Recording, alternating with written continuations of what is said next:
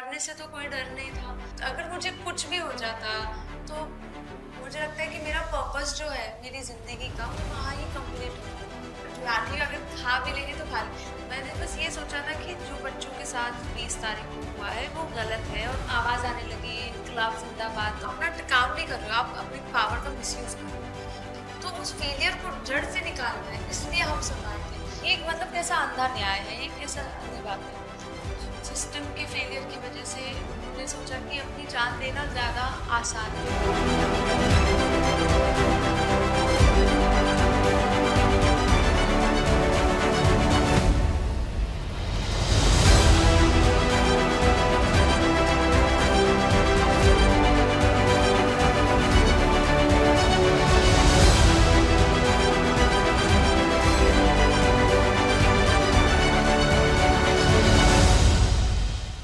नमस्कार, मी अमोल धर्माधिकारी LS मराठीच्या या विशेष कार्यक्रमामध्ये आपलं स्वागत आहे.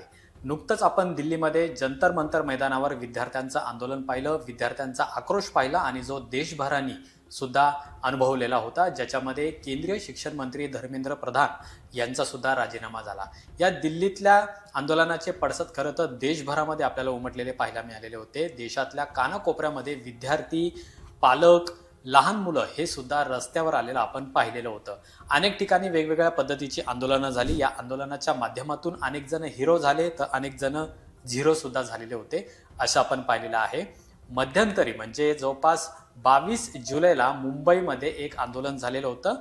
ज्या आंदोलनामध्ये अनेक घटना घडल्या, पण त्यातली एक घटना जी सर्वांनाच प्रेरणादायी ठरली आणि ती म्हणजे एक तरुणी होती. ज्या तरुणीने पोलीसची व्हॅन होती, म्हणजे ज्या आंदोलकांना पोलीस घेऊन निघालेले होते, तीच व्हॅन त्या तरुणीनं अडवली आणि पोलिसांना जाऊनच दिलं नाही, अशा पद्धतीची एक ती दृश्य, तो फोटो हा व्हायरल झाला. हा संपूर्ण देशभरामध्ये व्हायरल झाला आणि ती तरुणी नेमकी कोण होती याची चर्चा खरं तर सगळीकडे सुरू झालेली होती. आणि आत्ता आपल्या LS मराठीच्या सोबत तीच तरुणी आहे. त्यांचं नाव आहे रिया अहिर. रिया अहिर, तुमचं सर्वप्रथम LS मराठीमध्ये स्वागत. पण तुम्ही पाहताय की गेले 10-12 दिवस तुमची बरीच चर्चा देशभरामध्ये सुरू आहे. अनेक जणांना तुम्ही भेटलेला सुद्धा आहात. पण 22 जुलैला ज्यावेळेस तुम्ही या प्रोटेस्टमध्ये सहभागी झालेला होता, त्यावेळेस नेमकं तुम्ही ठरवून गेलेला होता की तुम्हाला या आंदोलनामध्ये जायचंय, विद्यार्थ्यांचा आवाज तुम्हाला बनायचा आहे? काय नेमकं तेव्हाचं प्लॅनिंग होतं तुमचं? सबसे पहले तो मैं ये बोलूँगी, गेल्या हप्त्यात मी फक्त आपल्या वडिलांची मुलगी होती. आज मी संपूर्ण जगाची आणि देशाची लाडकी मुलगी आणि बहीण आहे. हे सत्कार मिळाल्याबद्दल मी इमॅजिन पण नाही करते.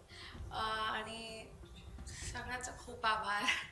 से 22 को मैं जब वहाँ गई थी तो मैंने बस ये सोचा था कि जो बच्चों के साथ 20 तारीख को हुआ है वो गलत है और उनके लिए आवाज़ उठानी है बस, क्योंकि वो अब बस बच्चों की बात नहीं रही है, वो हमारे हकों की बात भी हो गई है. तो आपल्या हक्कासाठी मी गेली होती आणि मेरे जो फ्रेंड्स मतलब सोशल मीडिया से जो एक दूसरे को रीच आउट कर रहे थे कि मैं जा रही हूँ, तू जा रही है, साथ में चलते हैं. तो मैं उनका इंतज़ार कर रही थी. 4:30 बजे शिवाजी पार्क के पास कोहिनूर बिल्डिंग है और फिर बाहर से आवाज़ आने लगी इनकलाब जिंदाबाद. तो आप सुनते हो ना तो आप इतना अच्छा लगता है कि आपको फटाक से जाके एक मतलब उसका हिस्सा बनना है. तो फिर मैंने अपने दोस्तों को बोला कि मुझसे कंट्रोल नहीं हो रहा, मुझे जाना है और मुझे आके ढूंढ लेना. 1 तास ही बचा था क्योंकि 6 बजे प्रोटेस्ट खत्म हो जाता है, तो रैप अप करके घर, वो टाइमिंग होता है, तो वो उसके हिसाब से भी जाना था. तो मैंने बोला ढूंढ लेना. फिर मैं कोहिनूर से निकली और मैं जाने लगी जहाँ प्रोटेस्ट शिवाजी पार्क की तरफ सारे बच्चे विद्यार्थी जा रहे थे. जैसे ही मैं बिल्डिंग से निकली, मेरे सामने एक पुलिस वैन थी और पुलिस वैन के अंदर करीब मतलब मैंने बाद में काउंट किया 20 से ज़्यादा बच्चे थे और लड़कियां थी, माइनर्स होंगे पता नहीं. तो आगे से लेकर पीछे तक पूरी भरी हुई थी वैन और जो पुलिसकर्मी थे वो वैन के स्टेयर्स पर खड़े हुए थे. तो सबसे पहले तो मैंने अपना पूरा होमवर्क किया था कि उनको एक परमिशन या कुछ भी एक रिटर्न में चाहिए रहता है बच्चों को लेके जाने के लिए, स्पेशली माइनर्स भी होंगे उसमें. और फिर कोई लेडी भी नहीं थी वैन में, एक पण लेडी पुलिस नहीं थी उसमें. तो मैंने सबसे ज़्यादा तो पूछा उनको कि सर आपके पास मेमो है इनको लेके जाने का? तो उन्होंने ऐसे कर लिया. तो मैं समझ गई कि नहीं है इनके पास, मतलब जो भी. तो उसके बाद फिर मैंने बोला कि सर मुझे पता है आप अपना काम करने की कोशिश कर रहे हैं पर आप रिस्पॉन्सिबली नहीं कर रहे हैं। एक तरीका होता है अपना काम करने का। अगर आप यहाँ बैठे हैं और मतलब आप गलत सवाल पूछ रहे हैं गलत तो आप अपना काम नहीं कर रहे हो, आप अपनी पावर का मिसयूज कर रहे हो। तो वही मैंने उनको बोला कि सर रिस्पॉन्सिबिलिटी नहीं कर रहे हो, आप छोड़ दो प्लीज़, बच्चों को छोड़ दो। तो बोला कि आगे 5 मिनट आप छोड़ देंगे। मैंने बोला 5 मिनट में क्यों, यहाँ छोड़ दो ना, वो यहाँ इतने दूर दूर से कहाँ से आए हैं। इनके तो फ़ोन भी ले लिए जाते हैं, आपको तो पता ही होगा, फ़ोन ले जाते हैं 6:30 के पास तक। तो मैंने बोला मैं अपने सामने से तो इनको जाने नहीं दूंगी। तो फिर मैंने एक लड़की का हाथ पकड़ा, तरुणी का, और मैंने बोला कि आ जाओ, बाहर आ जाओ, इसकी कोई ज़रूरत नहीं है, हम क्यों सहे, वो गलत कर रहे हैं ना। तो फिर उसने मतलब मैं बस चलने लगी, जो वैन थी, और वो चलने लगी। तो मैंने समझा कि अभी जो पीसफुल प्रोटेस्ट है, शांतता तो रहेगी नहीं अगर ये हुआ। तो मैंने बोला कि ठीक है, तो मैं क्या करूँ, मुझे बस रोकना था। मेरे सामने से अगर उस दिन बस निकल जाती तो एज अ सिटीजन मैं अपने आप को फेल कर देती और फिर रिग्रेट से जीती कि क्या हुआ होगा उनके साथ। तो फिर मैंने बस इतना सोचा कि कैसे इसको मैं रोकूं, बस यही था मेरे दिमाग में, कैसे वैन को रोकूं, बच्चों को निकालूं। तो सबसे पहले यही था कि कूद जा। तो मतलब चढ़ के गया, अगर कुछ गलती से, वो बहुत पुरानी वैन थी, उसको रोड पे होना भी नहीं चाहिए, उसका नंबर निकाल के मुझे किसी ने इन्फॉर्मेशन बताया है। तो बस यही था कि अगर मुझे कुछ भी हो जाता तो मुझे लगता है कि मेरा पर्पस जो है मेरी जिंदगी का, वो वहाँ ही कंप्लीट हो जाता। तो मरने से तो कोई डर नहीं था। और अगर वो खींच लेते, मुझे भी डिटेन कर लेते, इतनी जगह थी नहीं बस में कि मुझे भी डाल देते। तो फिर मैंने बोला ठीक है, अब तो सामने खड़ी हूँ मैं, और मैंने हात रख दिया कि अब आगे नाही बढ़ना। तुम्ही जो हात ठेवला बस त्या व्हॅनवर, तो कव्हर फोटो आपण पाहिलेला आहे, जो जगभरामध्ये सध्या पसरलेला आहे. तर त्या फोटोबद्दल काय वाटतं? तो नेमका फोटो कुणी काढलेला होता? नंतर तुम्हाला तो फोटो तुम्ही घेतला का तुमच्या जवळ, आणि तो फोटो तुमच्यासाठी किती स्पेशल आहे आता? ते फोटो जे आहे उससे मुझे पूरा सम्मान और प्यार और आदर और सब कुछ जो मैं आज आपके सामने बैठी हूँ, आज ये हो रहा है सिर्फ उस एक फोटो की वजह से। और जो ऑन ग्राउंड सुमित मिश्रा थे जिन्होंने वीडियो लिया था, उनकी वजह से। इंद्र जोशी ने फोटो लिया था, फोटोग्राफर है वो, मुझे पता भी नहीं था। आप सबको लग रहा है स्क्रिप्टेड था। अब मुझे ये बात बताओ कि अगर वो स्क्रिप्टेड था तो मैं हुडी डाल के, कैप डाल के ऐसे क्यों आती? मैं तो मॉडल हूँ ना, तो मैं तो अच्छे से आती जैसे मैं अभी बैठी हूँ। तो बिल्कुल मुझे समझ नहीं आया, तो मैंने देखा नहीं। फोटो तो लोगों के दिल में हमेशा रहेगा, और ये जो प्यार है वो हमेशा मेरे दिल में रहेगा, मुझे मिला है। तुम्ही 22 जुलैला या प्रोटेस्टमध्ये सहभागी झालता, 21 जुलैला सुद्धा झालता, 20 जुलैला दिल्लीमध्ये आंदोलन झालं, तिथं लाठीचार्ज झालेला होता, हिंसक आंदोलन ते झालेलं होतं. तुमचं एक रील्स आम्ही पाहिलेलं आहे, ज्याच्यामध्ये या प्रोटेस्टमध्ये सहभागी होताना तुम्ही तुमची स्वतःची काळजी घेतलेली आहे. म्हणजे डोक्यावर टोपी तुम्ही घातलेली होती, कॅप. तुम्ही म्हटला की जर पोलिसांनी दांडी मारली तर लागायला नको. शर्ट जो आहे तो तुम्ही हाड घातलेला होता, जाड पॅन्ट घातलेली होती. ते नेमकं काय? ते फिटच्या काय, आम्ही सगळे जेन्झीज आहे, जब घर से निकलते हैं तो फिट चेक करते हैं। जैसे आज hi this is my hair, and I was like इसको थोड़ा एक ट्विस्ट कर देते हैं। जो आजकल हम बेचारे बच्चे जो है जाते हैं, हमारा रूटीन हो गया सुबह उठ के क्या करना है, प्रोटेस्ट में जाना है। क्यों? क्योंकि हम हक की लड़ाई एक दूसरे के लिए। लोग बोलते हैं तो स्टूडेंट भी नहीं है। अगर स्टूडेंट नहीं है तो आपको बिल्कुल परवाह नहीं होगी दूसरे की। अगर किसी मतलब हो ही रहा है, अगर किसी औरत का रेप हुआ है, तो अगर आपके साथ नहीं हुआ तो आपको परवाह नहीं होगी। ये मतलब कैसा अंधा न्याय है, ये कैसा अंधी बात है। तो फिर वो तो बस यही था कि फिट चेक गाइस। तो मैं अपने दोस्त को बता रही थी कि हे बघ मी ये घातलेला आहे आणि ये इसके लिए, ये इसके लिए, ये इसके लिए, तो अरे रील बना के डाल दे। भीती होती का? हाँ, जर पोलिसांनी मारलं तर भीती होती? भीती तो होती बिल्कुल, बट जो होता देखा जाता। माझे वडील आहे ना, ते खूप सपोर्टिव आहे। सो पहले जब मैं जा रही थी, मैंने उनसे पूछा कि पापा ये प्रोटेस्ट हो रहा है, मैं जाऊँ का? मैंने लाइक बिल्कुल बिल्कुल जा, ये अपने हकों की लढाई आहे। मैंने बोला हाँ ठीक है। फिर असं वाटलं कॅन्सल झाला आहे, तो मैंने बोला की पापा मला वाटतं कॅन्सल झाला आहे। मैंने लाइक कॅन्सल झाला तर काय, विद्यार्थी जाएंगे, बच्चे तो फिर भी जाएंगे, तो तुम भी जाओ। तो वो जो सपोर्ट मिला पापा से, तो मैंने बोला लाठी अगर खा भी लेंगे तो खा ले। लेकिन लॉयर के नंबर्स मैंने निकाल के रखे थे। इंस्टाग्राम पे अगर आप देखोगे, सब किसी न किसी तरीके से सपोर्ट कर रहे थे। एडवर्ड के एक गणेश आए, तो 21st को भी मैं जब वहाँ गई थी सेम चीज़ हुई थी। तो बच्चों को निकालने के लिए मैंने लॉयर वर्ड को फोन किया था, और वहां से भी फिर बच्चों को निकाला। पुलिसकर्मी के तो बैज भी नहीं था, नेम टैग भी नहीं लगा था। तो बिल्कुल ये इलीगल डिटेंशन हो रहा था। जो लोग बोल रहे हैं कि इसने पुलिस की गाड़ी उसने रोकी है, वो उसको जेल में डालो। अरे लेकिन एक उसमें लिखा रहता है कि अगर पुलिस की ड्यूटी वो पुलिस वाले अपनी लॉफुली कर रहे हैं तो बिल्कुल, बट वो लॉफुली कर ही नहीं रहे थे। नेम टैग नहीं है, और जो भी है, फीमेल नहीं है, 630 माइनर्स जो भी है, सब कुछ गलत, एकदम गलत। तो लॉयर को तभी भी कॉल पे था। हाँ ठीक है, लॉयर का नंबर भी था। अगर मुझे भी ले लेते वो लोग अंदर आने में और लेके चले जाते, मैं लॉयर को फोन कर, सब कुछ होमवर्क किया था मैंने। म्हणजे होमवर्क करूनच या प्रोटेस्ट मध्ये सहभागी झाला होता. हो बिल्कुल. जो हा प्रोटेस्ट चालू होता, म्हणजे दिल्लीतला प्रश्न आहे, दिल्लीमध्ये विद्यार्थी आंदोलनाला उतरलेले होते. सीजेपी म्हणजे अभिजित दिपके याच्या नेतृत्वात आंदोलन सुरू होतं. सोनम वांगचुक हे सुद्धा उपोषणाला बसलेले होते. त्या आंदोलनाविषयी काय वाटतं आणि त्या आंदोलनाची प्रेरणा घेऊनच तुम्ही या मुंबईच्या आंदोलनामध्ये सहभागी झाला होतात का? मैंने प्रेरणा बच्चों से ली थी, जो बच्चे हमारे साथ आज नहीं हैं। सिस्टम के फेलियर की वजह से उन्होंने सोचा कि अपनी जान देना ज़्यादा आसान है, ये लड़ाई वो फिर से नहीं लड़ सकते। तो मेरा भाई है छोटा, वो 10 साल का है।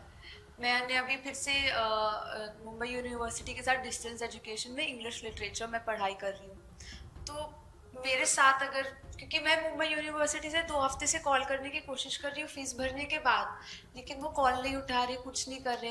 मेरे भाई को अगर बड़े होके कुछ भी बनना है तो वो उसकी चॉइस है, उसको करना है नहीं करना है। गवर्नमेंट हमारे ऊपर फोर्स नहीं कर सकती। शिक्षणासाठी जो बजट है वो हर दर वर्षी कम होता जा रहा है गवर्नमेंट स्कूल्स का, तो और स्कूल्स बंद हो रहे हैं। तो ये काफ़ी सारी चीज़ें, ये सिर्फ एक चीज़ नहीं है, ये सब मिलाकर जे चालला आहे ते खूप त्रास देतात।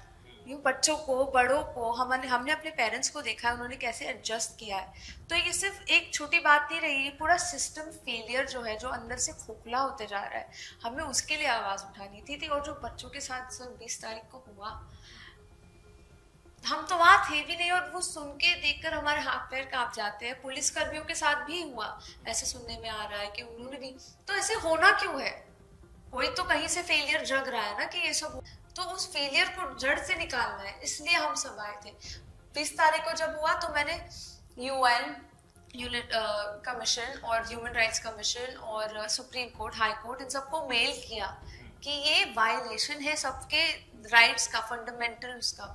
और फिर जब मेल सब मिल ही नहीं रहे, अब किसको करूं, तो फिर मैंने बोला अब जाते हैं, अब फिजिकली भी प्रेजेंट होना, आवाज़ देना ज़रूरी है। और आप ये देखिए, एक छोटी सी जान, एक छोटा सा हाथ, एक छोटी सी आवाज़ कितनी बड़ी डिफरेंस ला रहा है। फोटो व्हायरल झाला, तुम्ही व्हायरल झाला, प्रसिद्ध झालेला आहात, म्हणजे गल्लीपासून ते दिल्लीपर्यंत, म्हणजे संसदेमध्ये सुद्धा तुमचं नाव खासदारांनी घेतलेलं होतं, हे तुम्ही पाहिलेलं आहे. तर काय वाटतं तुम्हाला, ही जी सिस्टीम आहे, सिस्टीमच्या विरोधामध्ये तुम्ही लढला किंवा रस्त्यावर उतरला, जे कुणाला जमत नाही, कारण की अनेक जण पोलिसांच्या समोर जाण्याला घाबरतात किंवा पोलिसांची गाडी थांबवण्याचं जे तुम्ही धैर्य दाखवलं, त्याच्याबद्दल बरंच कौतुक तुमचं सुद्धा होत आहे. पण या व्यवस्थेविरोधात जर लढायचं असेल आपल्याला तरुण म्हणून, तर तुम्हाला काय वाटतं, काय केलं पाहिजे? आवाज़ उठाना, उन्हें बताना कि गलत हो रहा है, वो बहुत ज़्यादा इम्पोर्टेंट है। क्योंकि जब तक आप आवाज़ नहीं उठाओगे तब तक सामने वाले को पता नहीं चलेगा। ये वो सब में इतनी एम्पैथी रही नहीं है, सब में इतना कि वो अपने आप में इतनी बिजी है कि अगर आप चिल्लाते भी रहोगे, देखिए बच्चे चिल्ला रहे थे ना कि हमें हक चाहिए, और क्या हुआ उनके साथ। तो बिल्कुल आपकी लाइफ तो सबसे पहले मैं बोलूँगी बहुत इम्पोर्टेंट है। तो अगर कुछ भी आपके साथ गलत होता है तो आप ये मत सोचिए कि जान देना सब कुछ फिक्स हो जाएगा, वो नहीं होगा सर। आपकी जान भी चली जाएगी। मैं बच्चों से ये बोलना चाहती हूँ, तो धैर्य बनाए रखें। लंबी लड़ाई है, लेकिन एक जान भी आपकी बहुत इम्पोर्टेंट है। या व्हिडिओ नंतर तुमच्यावर बऱ्याच प्रमाणात टीका झाली, तुम्हाला सोशल मीडियावर ट्रोल सुद्धा करण्यात आलेलं होतं, ज्याच्यामध्ये तुम्ही सुद्धा निराश झाला, अक्षरशः तुम्ही रडला होतात, तुम्ही सायबरला याची तक्रार सुद्धा दिली. तर का नेमकं असं झालं असावं? म्हणजे इतकं चांगलं तुम्ही काम केलं, जेव्हा पोलिसांची गाडी तुम्ही थांबवण्याचा प्रयत्न केला, पण याच्या उलट तुम्हाला तिथं ट्रोल व्हावं लागलं. म्हणजे एकीकडे तुम्ही धाडसीपणा तिकडे दाखवला, पण दुसरीकडे अशा पद्धतीने ट्रोल तुम्हाला करण्यात आलेलं होतं. त्याच्याबद्दल काय वाटतं? अशा पद्धतीने सोशल मीडियावर ट्रोल केलं जाणं हे योग्य वाटते? ट्रोलिंग एक चीज़ है, लेकिन किसी के कैरेक्टर के ऊपर उंगली उठाना और उनके बारे में गंदी गंदी बातें करना ते क्रिमिनल ऑफेंस आहे, हे ट्रोलिंग नाही आहे. तो हम अपने घर पे तो सुरक्षित रह सकते हैं, कारण हे डिजिटल जे जग आहे आणि सोशल मीडिया त्यांच्या संरक्षणासाठी गरज आहे, खूप गरज आहे. तो ये इसके लिए भी मैं आवाज़ उठाऊंगी. मुझे बहुत सारे लोगों ने बोला है कशाला करते, ले लो, है ना, इंटरव्यूज ना दे. ये मेरा शेम नहीं है, माझी लाज आहे काय. मैंने कुछ गलत नहीं किया है, लोग मेरे बारे में गलत बोल रहे हैं, ते क्रिमिनल ऑफेन्स आहे. Defamation, outraging the modesty of a woman, stalking पण करतात ना सायबर, ते व्हिडिओ घालतात. तो बहुत गलत बात है जो ये कर रहे हैं. तो बुरा तो लगता है सर, क्योंकि सबसे पहले तो मैंने ये एक्सपेक्ट नहीं किया था कि मेरे साथ इतना, मतलब पूरी दुनिया एक तरह से, New York times, Washington post, associated press, सब लोग यूके से, सब लोग मेरा फोटो डाल रहे हैं, प्यार कर रहे हैं, आर्टिकल दे रहे हैं. तो एक जो इतना प्यार मिला उसके साथ जिम्मेदारी भी बढ़ जाती है आपकी. तो वो जिम्मेदारी के लिए मैं रेडी नहीं थी. और फिर जब जैसे ही मैं थोड़ा एडजस्ट करना शुरू किया, कैमरा तो पहले से जानती थी क्योंकि मैंने 13 साल के लिए थिएटर किया है. 4.5 साल की थी तब से मैंने ऑल ओवर इंडिया परफॉर्म किया है, और 6 साल से मॉडलिंग. तो camera interviews is fine, but लोगों का प्यार, मैं सबको कॉल कर रही हूँ, मैसेज कर रही हूँ, जो भी मतलब मैसेज लाइक कर रही हूँ, जो कि मैं, आप मुझे प्यार दे रहे हो, मैं देख रही हूँ. यू नो, किसी कोई इग्नोर कर देता है, मैं नहीं, मैं बैठ के रोज रात को 2-3 तास बैठ के मैं मैसेज लाइक करती. तो वो करते करते फिर अचानक से वो ये कैसे बदल गया कि ये तो ऐसी है, ये तो वैसी है, हेती आए, घानेडी आए. किसको, पहले तो मेरा कोई एक डायरेक्ट टच है नहीं, कोई मुझे पर्सनली नहीं जानता है. तो ये जो इतना सारा प्यार मिल रहा है, जो आप 10 लोग प्यार करते हैं तो 2-3 केकड़े भी आपको ऐसे काटने के लिए नीचे आ जाते हैं. तो ये वो ही लोग हैं. लेकिन ये सिर्फ मेरी बात नहीं है, हर लड़की सोशल मीडिया पर किसी न किसी चीज़ से गुजर रही है, बुलिंग से, अब्यूज से. ट्रोलिंग एक जगह होती है सर, बट माँ बहन की गाली देना, वो लड़कियों को बोलना, अगर वो मेरी फोटोज डाल रही है कि इसको जीने का हक नहीं है, तू हे आए, तू ते आए, त्याचा, ये गलत है, ये क्रिमिनल ऑफेंस है. और इनको बताना चाहिए कि आप, it's not a free pass. आपका अपना ओपिनियन है, वो अलग बात है, हमारा अपना. बट आप हमें देख रहे हो कि हम किसी को गाली दे रहे हैं कमेंट में जाके. तो ये ना शिक्षण इसलिए इम्पोर्टेंट होता है सर.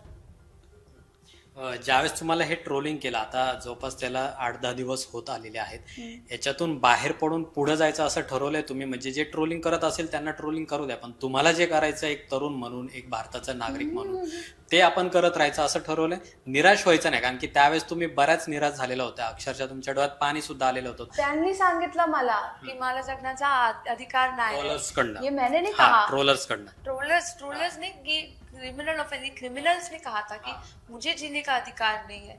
मीडिया ने अपने तरफ से काट वाट के अपने लिए स्पेशल बना दिया है. उन्होंने, जैसे मैंने कहा कि उस लड़की को मेरे लिए मैसेज किया कि इसको जीने का अधिकार नहीं है, इसको मर जाना चाहिए. मुझे पूरा अधिकार है, जितना एक चींटी को जीने का अधिकार है उतना मुझे भी अधिकार है, उतना आपको भी है सर. हम कोई नहीं होते, हम भगवान हमारी जिंदगी में जो ये सब हो रहा है वो ला रहे हैं, तो हम किसी को नहीं बोल सकते ये सब. आपण पाहिलं की व्यवस्थेविरोधात आवाज उठवला तर कारवाई केली जाते. म्हणजे दिल्लीमध्ये रुचिता नावाची जी मुलगी आहे, जिने पंतप्रधान यांच्या विरोधात एक कविता केलेली होती, जी आक्षेपार्ह कविता होती, पण तिच्यावर कारवाई केलेली आहे. तिचं घर पाडलेलं आहे, इनलिगल घर आहे असं सांगितलेलं आहे. तर तुम्हाला अशी भीती वाटली नाही का, ज्यावेळेस तुम्ही ती व्हॅन अडवायला गेला, तिथं थांबलात, तर आपल्यावर सुद्धा काही कारवाई होऊ शकते अशी भीती वाटली नाही मनामध्ये, किंवा याच्या पुढे सुद्धा होऊ शकते असं वाटतंय? सर, जिसके पीछे इतना सारा प्यार और सपोर्ट है और सर पे भगवान का हाथ है, उसे किस चीज़ से डर लगेगा? डर मुझे ऐसे इसलिए लगता है क्योंकि अगर मैंने कुछ गलत किया होता, अगर मैंने सच में उनकी लॉफुल ड्यूटी को मैंने ऑब्स्ट्रक्ट किया रहता सर, बट वो लॉफुली अपनी ड्यूटी कर ही नहीं रहे थे ना. अगर वो मेरे ऊपर कुछ करते भी है तो मैं बोल सकती हूँ, मेरे पास वीडियो प्रूफ है कि एक महिला नहीं थी उस वैन में. ये तो सबको पता है कि महिला का होना आवश्यक है. अगर उसमें महिला है, अंदर बच्चे हैं, माइनर्स हैं, तो हम देखते हैं अगर कुछ आगे होता भी है तो क्या होता है. पण आपण पाहिलं की जरी तुम्ही सत्याने लढत असला, आता तुम्ही म्हटलं की तुमच्या मागे संपूर्ण देश आहे, तुम्ही सत्याच्या मार्गानेच लढताय, तरी सुद्धा कारवाई केली जाते. जर अशा पद्धतीने कोणी एखादा पुढे जात असेल तर त्याला रोखण्याचा प्रयत्न हा व्यवस्थेकडून किंवा स्थानिक लोकांकडून केला जातो. तशी भीती तुम्हाला आहे? सर, FIR तो वही थी ना मेरे लिए. 24 तारीख को सेंट्रल गवर्नमेंट ने, सेंटर से ऑर्डर आया था कि कोई FIR नहीं करेंगे, प्रॉमिस, वर्ड, गवर्नमेंट का वर्ड. और 27 तारीख को उन्होंने मुझे भेजा है. तो कौन गलत है, मैं या वो? फिर भी मैंने हंसते हंसते, आपने मेरा इंस्टाग्राम पे फोटो देखा रहेगा, शिवाजी पार्क से वहां से आए थे बेचारे इतना दूर। मैंने तो ये भी बोला था sir next time ma'am please मुझे बुलाना, मैं आती हूँ लेने के लिए। अच्छे से स्माइल करके मैंने लिया है। 22 तारखेच्या आधीचं रिया अहिर यांचं जगणं आणि 22 जुलैच्या नंतरचं आता जवळपास आता 10 ते 12 दिवस झालेले आहेत, काय बदल झालेला आहे? म्हणजे जो फोटो व्हिडिओ तुमचा व्हायरल झालेला आहे त्याच्यानंतर तुमचं आयुष्य कसं बदललंय? आयुष्य सर अंदर से हमेशा ऐसा लगता था कि कुछ करना है देशासाठी, लढायचं आहे या फिर खड़े रहना है, गलत के खिलाफ बोलना है। बट अब ये प्लेटफॉर्म मिल गया है तो ऐसा लग रहा था कि बस इसी की कमी थी। और जो पूरा देश मेरे साथ प्यार दे रहा है, तो ऑनलाइन भी सोशल मीडिया, एमपी की लड़कियों जिन्होंने स्कूल के बाहर धरना दिया, बंद कर दिया था, तो उनको टीचर्स नहीं थे और बजट कम होता जा रहा है। गवर्नमेंट में आप सीबीएसई का फॉर्मेट नीट चलाते हो, लेकिन जो नीचे ग्रामीण विभागों से बच्चे आ रहे हैं वो कैसे कम्पीट करेंगे? वो कैसे लाखों लाखों गिरवी रख कर आते हैं और फिर वो देखते हैं कि सीबीएसई फॉर्मेट में, मतलब वो पढ़ के, हाउ इज दैट पॉसिबल? एक इक्वल करना, प्राइवेटाइजेशन जो एजुकेशन का चल रहा है, एक इक्वल होना चाहिए, सबका अधिकार है। स्कूल जो बंद हो रहे हैं, बच्चे स्कूल है पर टीचर्स नहीं है। फिर बच्चे अगर जाए भी तो कहाँ जाए? फिर बोलते हैं बच्चे नहीं आते इसलिए स्कूल बंद कर रहे हो। अब टॉयलेट नहीं है बच्चों के अच्छे से यूज़ करने के लिए। मैंने अभी सुना था, बहुत ही गंदी चीज़ बोली थी एक टीचर ने, कि अगर तुम्हें वॉशरूम जाना है तो मैं सिल दूंगा। अगर इतना हिम्मत कैसे आ रही है उनके पास ऐसे बात करने की बच्चों से, जिन विद्यार्थियों को वो स्कूल में पढ़ाने आ रहे हैं? आप ऐसे बात करते हो? क्या सिखा क्या रहे हो आप? सर बहुत लंबी लड़ाई है, बहुत लंबी। ये तो बस शुरुआत है। ये तो अभी हमें बच्चों के अंदर एक साहस आया है बताने का कि हमारे साथ गलत हो रहा है। एज ए सोसाइटी अगर हमने आज तक बच्चों में इतनी हिम्मत नहीं आई बताने की, तो हम ऑलरेडी फेल हो चुके हैं कि बच्चों को उनके साथ गलत हो रहा है वो बता नहीं पाए। पर अब ये जो लड़ाई शुरू हुई है ना सर, मैं इंस्टाग्राम से रीच आउट कर रही हूँ लोगों को कि मेरी आवाज़, मेरा प्लेटफॉर्म जो आपने मुझे दिया है, मैं कैसे यूज़ कर सकती हूँ। प्लीज़ मुझे अगर मैं कोई भी हेल्प कर सकती हूँ, मैं आके मिलती हूँ राजस्थान, एमपी, छत्तीसगढ़, कहीं भी इस महाराष्ट्र में मैं बिल्कुल आके मिलना चाहती हूँ और आवाज़ देना चाहती हूँ। म्हणजे आता तुम्हाला ही सोशल मुवमेंट करायची आहे विद्यार्थ्यांसाठी, एज्युकेशन हे विद्यार्थ्यांसाठी चांगलं बनलं जावं यासाठी आता तुम्ही सोशल मुवमेंट सुद्धा सुरू करणार आहे। फक्त इथपर्यंत फोटो पुरतं न थांबता पुढे ग्राउंडवर जाऊन विद्यार्थ्यांसाठी सुद्धा काम करायचं आणि ते करायची तयारी तुमची? हो बिल्कुल। और अभी नहीं, 2020 में भी मैं काफी सोशल वर्क करती थी, किसी को पता है नहीं, बिकॉज ये प्रमोट नहीं फोटो करती। मुळे व्हायरल झाला त्यानंतर हे सगळं चालू झालं। हाँ, मैंने प्रमोशन का भी, क्योंकि प्रमोशन नहीं किया है मैंने। स्कूल में जाकर बच्चों को बैग दिए हैं और ग्रामीण विभाग में जाके औरतों को साड़ियाँ दी है और स्वीट्स दिए हैं। एक लेप्रोसी इफेक्टेड जो HIV के एक जो अनाथालय होता है जिसमें HIV के बच्चे होते हैं, जहाँ किसी को नहीं जाना है, मैं आज ही फोटो डाल दूंगी ताकि ये लोग बोले देखो ये तो फेंक रही है। मैं डाल दूंगी सब फोटो ताकि सबको पता चले कि ये लड़ाई जो अभी सबको दिख रही है, मैं बहुत पहले से अपनी कोशिश कर रही हूँ। जो मुझे भगवान ने आज जो भी बनाया है, जैसे भी पैदा किया है, तो मैं कैसे हेल्प कर सकती हूँ। आवाज़ दी है या फिर रिसोर्सेज दिए हैं, बच्चों को बैग बांटना और बच्चों के साथ स्कूल में जाकर खेलना, ये बहुत इंपॉर्टेंट होता है ताकि उन्हें दिखे कि हाँ हम लोग अकेले नहीं हैं, हम लोग ऐसे कॉर्नर में नहीं है, लोग देख रहे हैं। तुम्ही मॉडेल आहात, अभिनेत्री आहात, आता तुम्ही एक सोशल व्यक्ती म्हणून सुद्धा जगताय, पण याच आंदोलनावर आपण पाहिलं की दोन वेगवेगळे मतप्रवाह आपल्याला ऐकले। म्हणजे अगदी अभिनेते सुद्धा वेगवेगळ्या पद्धतीने याच्यामध्ये बोलत होते। विद्यार्थ्यांचं जे आंदोलन आहे त्या आंदोलनावर सुद्धा टीका करत होते, वेगवेगळ्या प्रकारचे शब्द वापरले जात होते, ज्याच्यामध्ये आपण एक्झाम्पल घेतलं तर अभिनेत्री कंगना रनौत यांनी जे काही शब्द विद्यार्थ्यांच्या आंदोलनाबद्दल वापरले, तर एक तरुणी म्हणून तुम्हाला काय वाटतं? तुम्ही सुद्धा अभिनय क्षेत्रामध्ये काम करता। सर आपने मेरे आज तक इंटरव्यूज जितने भी देखे रहेंगे और पुलिस के सामने मैं भी जब थी, मेरे मुंह से एक गंदा शब्द नहीं निकला है। तो ये आपको जैसे आपको कैसे पाला जाता है, बड़ा किया जाता है, उसके ऊपर भी काफ़ी इम्पोर्टेंस होती है। तो जो उन्होंने कहा है हिंदू लड़कियों के लिए, समाज के लिए, तो ये सिर्फ जनरेशन के लिए नहीं बट कम्युनली भी उन्होंने बहुत अटैक किया, करने की कोशिश की। ये डिविजन नहीं है तो क्या है, आप डिवाइड करने की कोशिश करें लोगों को। बट वो बोलने के बाद मुझे ऐसा लगता है कि किसी के दिमाग में, किसी के दिल में कितना दर्द भरा रहेगा कि वो ऐसे शब्द बोल रहे हैं। तो बिल्कुल मेरा पूरा सहयोग और मेरे पूरी इमोशंस एंड एम्पैथी है उनके लिए कि वो जैसे भी फील करती हैं जल्दी से अच्छी फील करें। अभिजित दिपके यांच्याबद्दल तुमचं काय मत आहे? ते सुद्धा महाराष्ट्रातलेच आहेत। त्यांनी CJP ही सगळी सोशल मीडियावर मुवमेंट चालू केली, ज्याच्यामुळे मोठं आंदोलन झालं. धर्मेंद्र प्रधान यांना राजीनामा सुद्धा द्यावा लागलेला होता. याच्या पुढे सुद्धा ते अशीच चळवळ सुरू ठेवणार आहेत. पण तुम्हाला नेमकं अभिजित इप्के यांच्याबद्दल काय वाटतंय? सर, सबकी अपनी अपनी लड़ाई है। आप अपने माध्यम से लोगों तक सच पहुंचाने की कोशिश कर रहे हैं, मैं अपने माध्यम से कुछ किसी के लिए करने की कोशिश कर रही हूँ, अपने लिए कुछ करने की कोशिश कर रही हूँ, वो अपने माध्यम से कुछ करने की कोशिश कर रहे हैं। किसके क्या इंटेंशंस हैं वो मैं मुझे नहीं पता, मैं भगवान नहीं हूँ। बट हमें पता है कि जो भी वहाँ से शुरू हुआ है, एक प्रेरणा वहाँ से मिली है, वही फैली है सब जगह सर। तो we have to give credit where it's due. उन्होंने जो भी किया है, जैसे भी किया है, बच्चों के उद्धार के लिए एक तरफ से हो ही रहा है, यहाँ भी शुरू हो गया है। तो सबके लिए मतलब थैंक यू एंड सबके लिए स्ट्रेंथ। हम एकत्रित रहेंगे तो ही स्ट्रॉन्ग रहेंगे। तुम्ही प्रोटेस्टर म्हणून या आंदोलनामध्ये सहभागी झालेला होता. या सगळ्या घडामोडींमध्ये आपण पाहिलं की पंतप्रधान नरेंद्र मोदी यांनी 4 वेळा सोशल मीडियावर म्हणजे इंस्टाग्रामवर व्हिडिओ शेअर केला, जो सेल्फीने त्यांनी व्हिडिओ रेकॉर्ड केलेला होता. 12 वर्षामध्ये असं कधीच घडलं नाही. पण विद्यार्थ्यांनी जेव्हा एकजूट दाखवली किंवा तुम्ही सगळे रस्त्यावर उतरला, त्यानंतर देशाच्या पंतप्रधानांना अशा पद्धतीने समोर येऊन बोलावं लागलं, विद्यार्थ्यांच्या समस्या ऐकाव्या लागल्या. ही वेळ पंतप्रधान यांच्यावर आलेली होती. काय वाटतं, हा बदल सोशल मीडियाचा आहे का तरुणांनी जी एकी दाखवलेली आहे त्याचा आहे? It's so cute, it's so cute. नहीं, वो ऐसे बैठ के वीडियो बनाते हैं, सब कोशिश करते हैं। हमारे मम्मी पापा कैसे फ़ोन पे ऐसे कुछ यूज़ कर रहे, कितने क्यूट लगते हैं। तो वो जो कर रहे हैं, कोशिश कर रहे हैं रिलेट करने की, हमसे जुड़ने की, अच्छी कोशिश है, करते रहे। तुम्ही पाहिला त्यांचा व्हिडिओ? हाँ, इट्स वेरी क्यूट। मैं कल रात को 4 कोशिश व्हिडिओ भी करी थी। वेगवेगळ्या पद्धतीचे होते. हाँ। त्यातला कुठला व्हिडिओ आवडला तुम्हाला? वो जो फ्रेंड्स बोलते हैं ना, बहुत क्यूट लगते हैं हर वीडियो में। फ्रेंड्स, मित्रों से लेकर फ्रेंड्स तक का जो सफर है वो देखने लायक है। आणि तो तुमच्यामुळे आलाय, विद्यार्थ्यांमुळे किंवा तरुणांमुळे आलाय असं वाटतंय? सबके लिए है सर। देखो, हमारे प्रधानमंत्री हो तो सिर्फ आपके या हमारे या बच्चों के नहीं है, वो हम सबके हैं। तो वो जो भी मैसेज दे रहे हैं वो हमें पर्सनली नहीं, सबके लिए दे रहे हैं। पुन्हा वो त्या अपने जो उनके कार्यकर्ता है उनके लिए भी है, क्योंकि उन्होंने भी गंदे वर्ड्स यूज किए हैं। केरला से हमें सुनाई दिया है कि जो भी प्रोटेस्टर्स थी, महिला उनका रेप होना चाहिए और तो मजा करेंगी कि कैसी बात है सर। मैं तो सोच भी नहीं सकती कि मेरे सामने कोई ऐसे बोल दे ना सर।